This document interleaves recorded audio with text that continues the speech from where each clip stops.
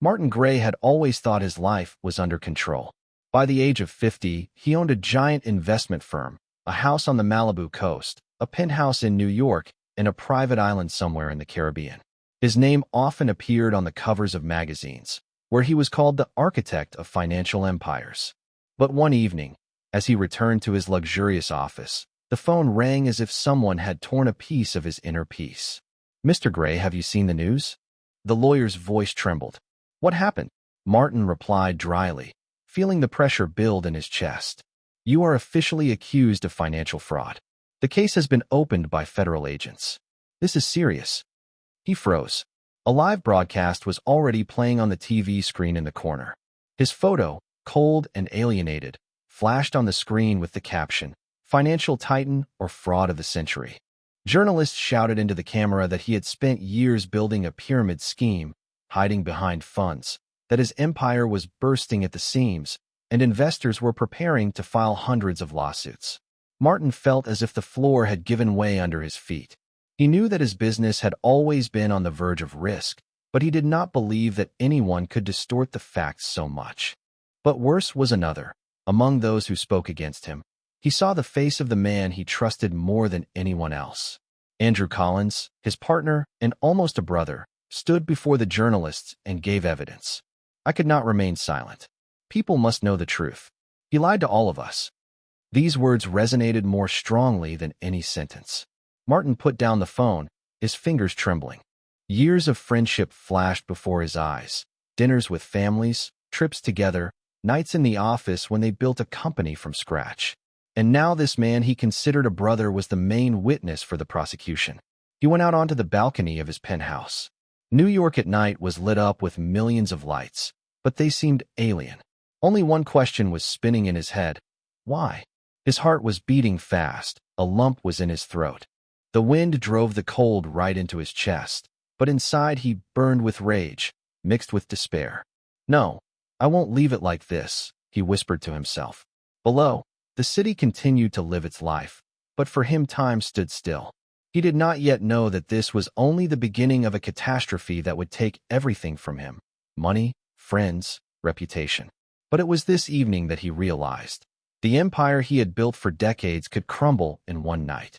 As the office doors slammed shut behind him, Martin felt a strange, almost childlike sense of loneliness. He had never heard such silence before, and that silence spoke louder than any accusation. He was no longer in control of his own life. In the morning, as the fog lifted from the Hudson, Martin stood in the doorway of his own office like a guest late for his own trial. Two agents with badges walked past him as if he were furniture. The server room was sealed.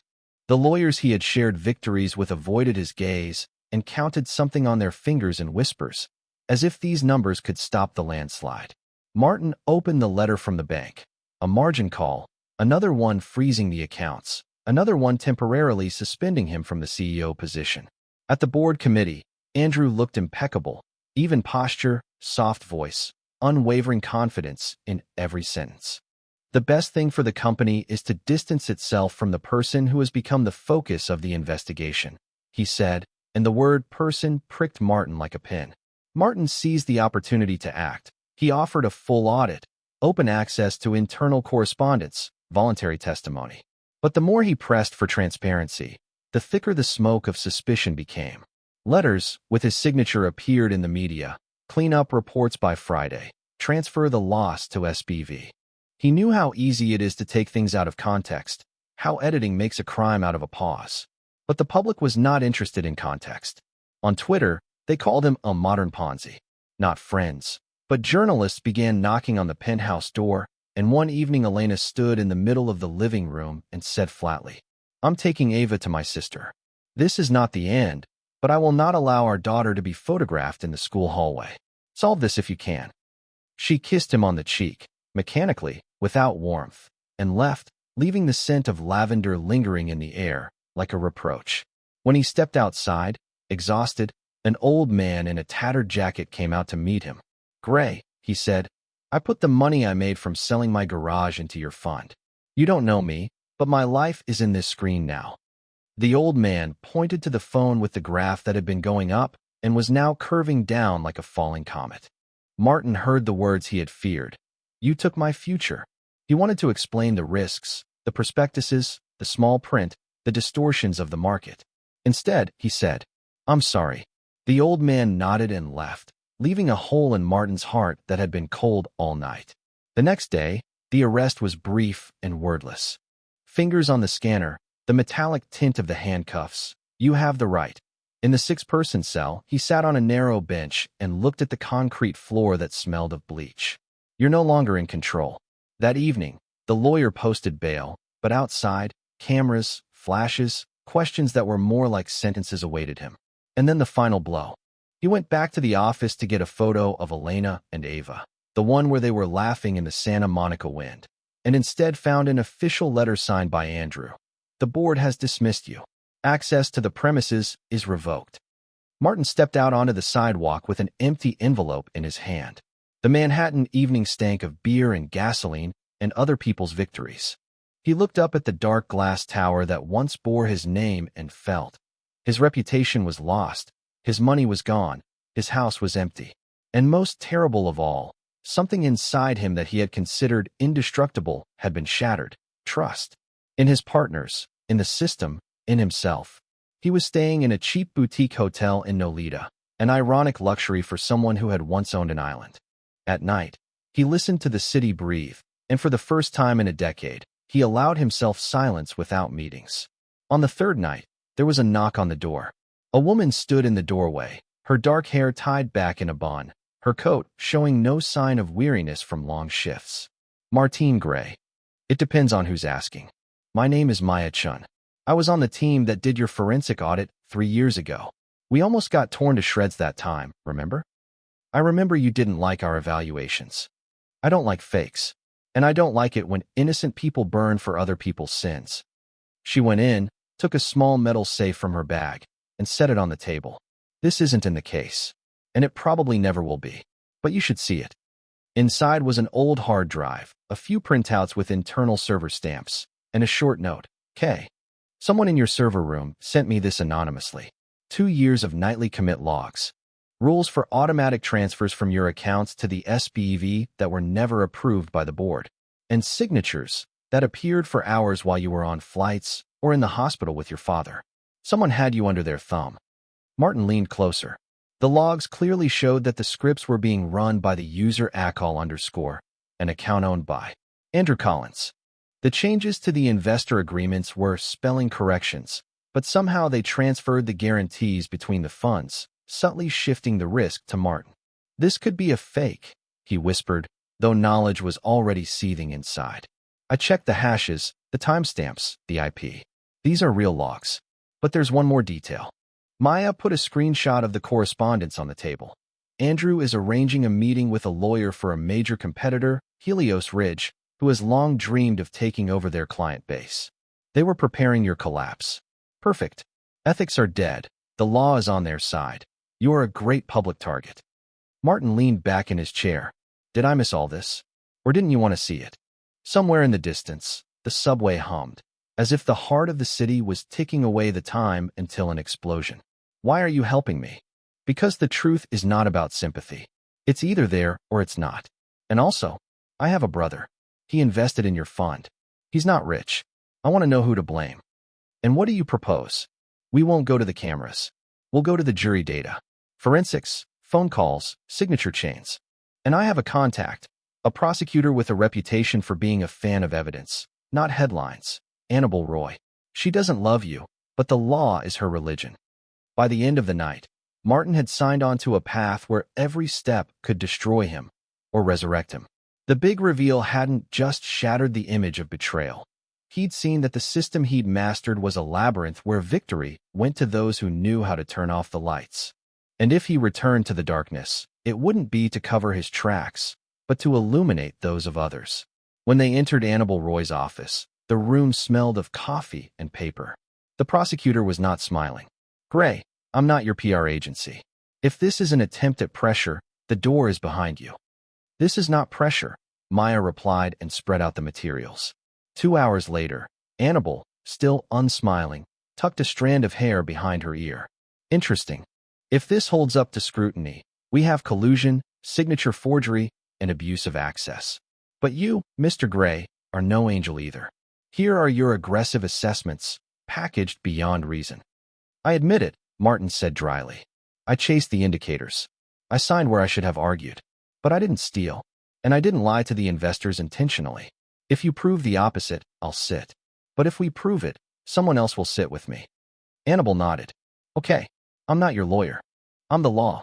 And the law loves the light. Let's go. The plan was simple on paper. To stage a controlled leak for Helios Ridge, forcing Andrew to come to negotiate the sale of the remnants of the client base. Martin was going to sacrifice his own pride on the altar to record a conversation with the man he once called his brother. The evening, the closed room of a private club in Midtown, the silence of the carpets and stained glass windows that remembered better days. Everything was ready. Andrew entered, impeccable as always. I'm not here to get dirty, Martin. Let's do it civilly. Sell the client list. You're dead in this town anyway. I'll help sort out the lawsuits. You'll leave in style. Stylish. Martin felt the old anger rise to the surface, but he held it back. You took us out into the storm and set fire to the life raft. Why? Andrew shrugged. Because you forgot that we are not building a temple. We are building a mechanism. And a mechanism requires sacrifices. You loved your investors too much. And yourself in their eyes. That's true, Martin said quietly. You rewrote the deals. You overstated the losses. You forged signatures. Don't be dramatic. I simply readjusted the balance in favor of those who were stronger. The door opened. Annabelle came in with the agents. There was a clatter of glass in the air, whether it was the ice in the glass or the prejudice that had broken against the facts. Andrew paled, but quickly put his mask back on. You won't prove intent. We'll try, the prosecutor replied. Martin's choice came the moment the lawyer whispered in his ear in the hallway. There's a deal. You admit negligence in the appraisal, get probation, and a fine. We're not touching Helios Ridge. The clients are compensated by insurance. You're out. Exit, and leave the black holes nameless? Or press forward and risk everything, including his freedom? Martin felt his phone heat up in his hand. On the screen was a photo of Ava on the beach. He closed his eyes. When he opened it, his voice was no longer trembling. No, I won't sign. I'll testify. Full. With all my mistakes, with all their crimes. Let the jury decide. If necessary, I'll fall. But let it be a fall that lights someone's way. The lawyer cursed so quietly that it sounded like a prayer. Annabelle nodded briefly, military style. Maya, lowering her eyes, smiled for the first time. That evening, Martin left the club into the wet snow. He felt strangely light, as if after a long run he could finally stop and take a deep breath. The decision was made, all or nothing. The trial was long and brutal. The media drew caricatures, the lawyers drew schemes, the witnesses drew shadows. Martin spoke honestly, about inflated estimates, about arrogance, about the belief in his invulnerability. His words were sometimes met with silence, sometimes with whispers from the audience. And then came the day when the logs were displayed on the screen.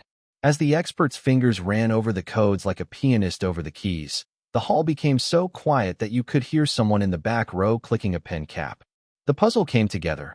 Accesses, time, IP, spelling corrections that carried millions, and conversations with Helios Ridge, where the word ethics sounded like a joke. The verdict was no fairy tale. Andrew and the two from Helios were guilty. Martin was guilty of negligence and compliance violations, without which this conspiracy would not have grown. He was given probation, a fine, a 5-year ban on managing funds, and an obligation to direct a significant portion of his personal assets into an investor compensation fund. He emerged from the court neither a winner nor a loser. He emerged a man who had paid, and would continue to pay, but who would not lie to himself. The evening was as clear as new glass. Maya stood on the steps and extended her hand to him. This is not the end. There are no ends, he smiled. There are trajectories. What next? I'll learn to count more than just profits. There's a financial literacy program for small businesses in Philadelphia. They want me to teach a module on risk. Paradox, huh? She shrugged. The main thing is not to go back into the darkness. In the apartment he rented in Brooklyn, Martin put the same frame with the photo of Elena and Ava on the shelf. One day, a short letter came from Elena. Ava wants to see you. On Saturday, he reread those 6 words 3 times. And for the first time in a long time, he felt not guilt, but hope. Soft, uncertain, like the first ice, but real. At dawn, he went out to the river. The bridge stretched its steel strings to the sky, like an instrument waiting for music. Is it possible to be rich and honest? He asked himself and did not get a quick answer. Perhaps wealth is not the amount in the account, but the amount of truth that you can withstand without losing yourself. What is more important, truth or success? He smiled out of the corner of his mouth. Truth without success hurts. Success without truth rots. And between them is a person who chooses every day who he will wake up to. He took out his phone and called the old man who had once shown him the schedule. He found it through a lawyer. Mr. Rivera? This is Martin Gray. I can't turn back your years, but I have created a fund for people like you. This is not charity. This is a promise. We will teach you how not to fall into the same pits. If you want, come. Listen. Argue. There was silence on the other end. Then the man said hoarsely, "Okay, I'll argue. I'll wait." As the sun rose over the Brooklyn Bridge, Martin felt something settle in his chest. You can't buy back the past completely, but you can pay in installments, with work, recognition, time spent on others. He understood. His name would forever remain a torn signboard for someone and a beacon for someone else. But it didn't scare him anymore. Because between the stars, where each is someone else's story, the main thing is not to lose your light. And if someone ever asks him about mechanisms again, he will answer, mechanisms without people are traps. People without truth are mechanisms. My job now is to build where the lights don't turn off.